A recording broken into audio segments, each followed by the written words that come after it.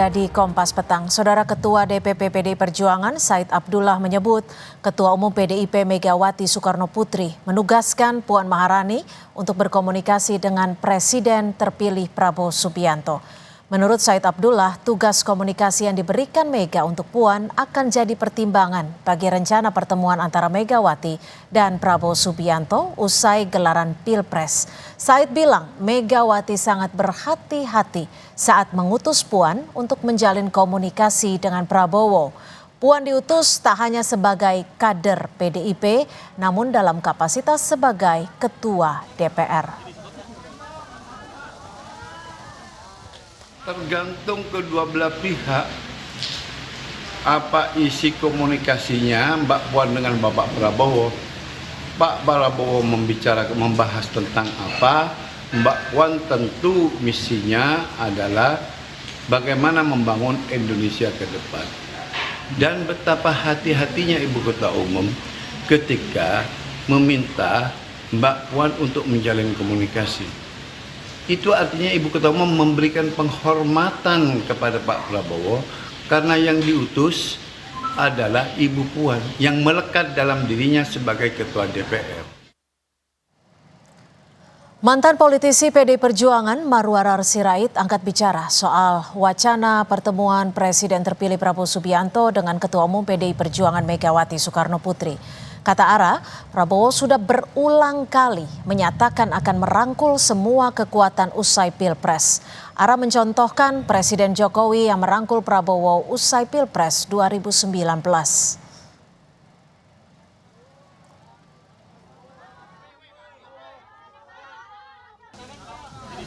Saya rasa Pak Prabowo sudah mengatakan kok, beliau dari kampanye dan berapa kali diskusi sama kami mau merangkul semua kekuatan. Saya pikir konsisten Pak Prabowo ya mau merangkul semua kekuatan. Pak Prabowo itu kan orang yang apa adanya ya.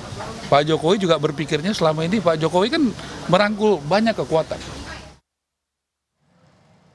Ketua Harian Partai Gerindra Sufmi Dasko menyatakan pihaknya sedang mencari waktu pertemuan Prabowo Subianto dan Megawati Soekarno Putri serta Puan Maharani. Dasko menyebut pertemuan Megawati dan Prabowo sebagai upaya rekonsiliasi pasca Pilpres. Pertemuan Pak Prabowo dengan Mbak Puan, Pak Prabowo dengan Bu Mega tentunya akan direncanakan, akan dibicarakan bersama, dan nanti pada saatnya akan diberitahu kepada wartawan kan gitu. Jadi sinyalnya positif ya. Tapi Lebaran ini akan digunakan nggak Bang untuk dimanfaatkan jadi momen rekonsiliasi ini Bang? Nah ini kita belum tahu apakah kemudian Pak Prabowo ada di Indonesia pada saat Lebaran atau kemudian Bu Mega kemudian juga berencana ada di Indonesia. Nah sehingga apakah dalam momen Lebaran ini yang dibuat pertemuan atau pada momen lain, nanti juga wartawan kita akan kasih tahu. Politisi PDI Perjuangan Said Abdullah menyebut Puan Maharani ditugaskan Ketua Umum PDIP Megawati Soekarno Putri untuk menjalin komunikasi dengan Presiden terpilih Prabowo Subianto. Apakah Puan akan menjadi kunci PDIP bergabung di pemerintahan mendatang? Bagaimana dengan faktor Jokowi yang dinilai banyak pihak menjadi ganjalan hubungan Megawati dan Prabowo? Sudah ada Direktur Eksekutif Indikator Politik Burhanuddin Muhtadi. Selamat sore Mas Burhan, terima kasih sudah bergabung bersama kami di Kompas Petang. Sore Cynthia. Ya, Mas Burhan, ini Bu Mega menugaskan Puan untuk berkomunikasi dengan Prabowo jelang pertemuan keduanya. Dan disebut juga Bu Mega sangat berhati-hati. Kalau dalam komunikasi politik Anda membacanya seperti apa Mas Burhan? Saya membaca PDI Perjuangan membuka opsi lebar untuk bersatu dan bergabung dengan pemerintahan Prabowo. Dan itu bisa dicek misalnya dari gesture politik yang dikirimkan oleh PDI Perjuangan, mulai dari penunjukan Puan sebagai fasilitator dan jembatan untuk berkomunikasi dengan Pak Prabowo. Yang kedua, ada kemungkinan besar pertemuan Pak Prabowo dengan Ibu Mega. Dan yang ketiga, itu makin tidak jelasnya hak angket yang sebelumnya dikeluarkan oleh PDI Perjuangan. Jadi ini saya baca semacam gesture politik dari PDI Perjuangan untuk membuka komunikasi dan sekaligus ya masuk dalam skenario koalisi Pak Prabowo seiring dengan layu sebelum berkembangnya hak angket yang sebelumnya disampaikan oleh Ganjar dan elit PDIP. Nah, Mas Burhan, lalu kenapa ini bentuknya penugasan? Mengapa nantinya akan ada report kah ke Ketua Umum untuk melihat wait and see-nya? Saya kira begitu ya, karena kebetulan Mbak Puan selain putri dari Ibu Mega, beliau adalah ketua DPR sekarang yang tentu saja sangat mungkin berkomunikasi dengan banyak pihak, termasuk dari elit partai-partai pendukung Prabowo Gibran, termasuk misalnya Bang Dasko, kemudian juga Sekjen Golkar yang juga notabene adalah wakil ketua DPR, dan elit-elit partai yang lain. Jadi Mbak Puan menjadi kunci ya, apakah PD Perjuangan bisa bergabung atau tidak. Tentu saja kata putusnya ada di Ibu Mega, tetapi kalau kita lihat faksionalisasi di PD Perjuangan, Mbak Puan yang menurut saya paling di depan dalam usaha untuk menyatukan PD Perjuangan dengan pemerintahan Prabowo. Jika Pak Prabowo memenangkan terkait dengan gugatan di MK. Oke, Mas Burhan, ini tadi Anda menyebut Puan sebagai opsi bersatu dengan Prabowo Subianto. Gestur politiknya akan seperti itu. Lalu bagaimana dengan keberadaan Joko Widodo? Nah ini saya kira menarik ya. Sepertinya ada semacam hubungan cinta segitiga ya. Kalau boleh disebut demikian antara Pak Jokowi, Pak Prabowo dengan Ibu Mega. Dan per hari ini tidak ada masalah sebenarnya antara Pak Prabowo dengan Ibu Mega. Tetapi seperti yang kemarin ditulis oleh Ibu Mega di kolom opini harian Kompas, masalah terbesar, ganjalan terbesar PDI Perjuangan untuk berkoalisi dengan Gerindra, dengan Pak Prabowo adalah Pak Jokowi. Dan sepertinya PDI Perjuangan menunggu wait and see terkait dengan relasi Pak Jokowi dengan Pak Prabowo, terutama setelah Pak Jokowi menyelesaikan masa jabatannya di 20 Oktober 2024. Jangan lupa, kalau misalnya Pak Jokowi menyelesaikan masa jabatannya nanti Oktober 2024 dan beliau tidak memiliki partai sama sekali, maka posisi tawar Ibu Mega dan PD Perjuangan lebih besar. Karena bagaimanapun kursi PD Perjuangan terbesar meskipun turun 3% dibanding 2019, sementara Pak Jokowi nggak punya partai. Nah ini yang menjelaskan mengapa misalnya Jeffrey Giovanni, Ketua Dewan Pembina PSI itu mengusulkan Pak Jokowi mendapatkan peran sebagai ketua Dewan Pembina atau ketua perkumpulan partai-partai pendukung Prabowo Gibran. Itu dalam rangka memberi semacam bargaining position buat Pak Jokowi setelah beliau tidak lagi menjabat sebagai presiden. Jadi lagi-lagi titik tolaknya di situ, hubungan ketiga tokoh ini. Mas Burhan, nantinya jika pertemuan itu terselenggara, apakah nanti akan ada tawar-menawar politik atau nantinya akan terlebih dahulu untuk memperbaiki hubungan yang sempat rusak antara Bu Mega dan juga Pak Jokowi? Pertama sebelum bicara soal tawar-menawar politik, bagaimanapun kalau misalnya Pak Prabowo bertemu dengan Ibu Mega, itu satu hal yang patut kita syukuri bersama. Karena bagaimanapun publik, masyarakat umum membutuhkan sinyal perdamaian dari para elit partai mereka. Dan kalau misalnya keduanya bertemu, itu satu sinyal yang sangat positif buat publik, apalagi di masa lebaran seperti sekarang. Ya, itu yang pertama. Tetapi pertemuan kedua tokoh ini tentu saja tidak sekedar silaturahmi lebaran.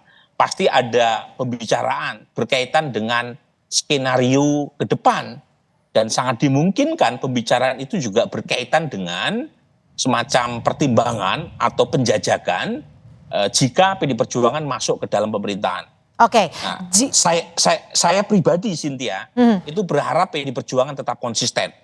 Kalau misalnya ditetapkan pasangan 03 kalah, permohonannya ditolak oleh MK, sebaiknya PD Perjuangan konsisten sebagai oposisi. Karena kita belajar dari pengalaman periode kedua Pak Jokowi, terjadi eksekutif VV karena semua partai diajak ke dalam pemerintahan kecuali PKS. Nah ini ada tendensi Pak Prabowo itu mengajak semua partai ke dalam pemerintahan. Itu tidak sehat buat demokrasi dan tidak baik juga buat pemerintahnya sendiri. Karena kalau koalisinya terlalu besar, itu seperti koalisi obesitas. Jadi kalau orang obesitas itu kan biasanya sulit untuk bergerak karena banyak kolesterol jahat. Jadi kalau misalnya semuanya masuk ke dalam, justru akan memperburuk komunikasi internal partai, disiplin koalisi akan lemah, dan itu akan memperburuk efisiensi pemerintahan. Toh menurut saya untuk dapat 60-70% kekuatan partai di parlemen itu mudah buat seorang Prabowo. Tetapi jangan semua partai diajak ke dalam. Oke, lalu nanti jika ini dari perspektif Anda, oposisi akan lebih sehat bagi demokrasi. Pertemuannya tujuannya akan seperti apa dong, Mas Burhan? Dan seberapa besar sih pengaruh Presiden Joko Widodo ini untuk menentukan siapa yang boleh merapat dan siapa tidak? Atau tetap Prabowo Subianto yang akan menjadi penentu utama? Saya kira tetap Pak Prabowo sebagai penentu utama. Karena bagaimanapun setelah 20 Oktober 2024, Pak Prabowo adalah presiden, kepala pemerintah, kepala negara yang mendapatkan hak prerogatif untuk membentuk pemerintahan. Dan dalam tata negara kita, presiden memiliki banyak sekali kekuatan yang disebut dengan istilah presidential powers. Dan itu yang membuat banyak partai meskipun calonnya kalah di Pilpres, itu tergiur untuk masuk ke dalam pemerintahan. Nah, karena membuka akses tadi. Jadi Pak Jokowi menurut saya akan cukup tahu diri untuk menempatkan posisinya. Tapi lagi-lagi mengharapkan Pak Jokowi pulang ke Solo tanpa memikirkan masa depan politiknya pasca Oktober 2024 itu juga terlalu naif ya buat masyarakat. Jadi menurut saya dia akan tetap mengambil peran, tapi perannya akan terbatasi oleh kenyataan bahwa beliau tidak lagi menjadi presiden sejak 20 Oktober 2024. Oke, lalu apakah ini yang menjadi faktor Megawati ingin mendekat dengan Prabowo Subianto seiring dengan melemahnya pengaruh Joko Widodo? Itu dia. Jadi saya melihat kalau misalnya Pak Jokowi masih sangat kuat, terutama pasca Oktober 2024, dan relasi Presiden Jokowi dengan Presiden Pak Prabowo kalau misalnya beliau sudah dilantik itu masih baik, itu tentu akan membuka pertimbangan buat PD Perjuangan untuk tidak segera merapat. Tetapi kalau ternyata relasi kedua tokoh ini ada perenggangan dan saat yang sama Pak Prabowo membutuhkan dukungan dari partai besar seperti PD Perjuangan, nah Ibu Mega akan masuk. Jadi lagi-lagi soal koalisi ini tidak lagi bersifat ideologis, tapi lebih bersifat personal. Lebih bersifat personal dan non-programatik, non-ideologis.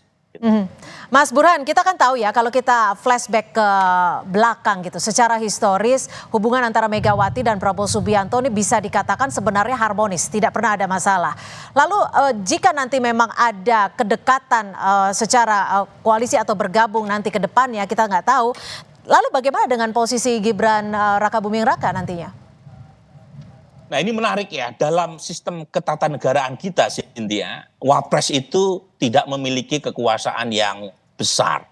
Wapres itu seperti ban serep, ya. Tentu itu secara formal, ya. Tetapi tentu saja ada hal yang bisa jadi membuka kewenangan buat Wapres lebih besar. Misalnya atas kesepakatan dan keikhlasan dari capres yang terpilih. Karena bagaimanapun kewenangan itu ada di presiden.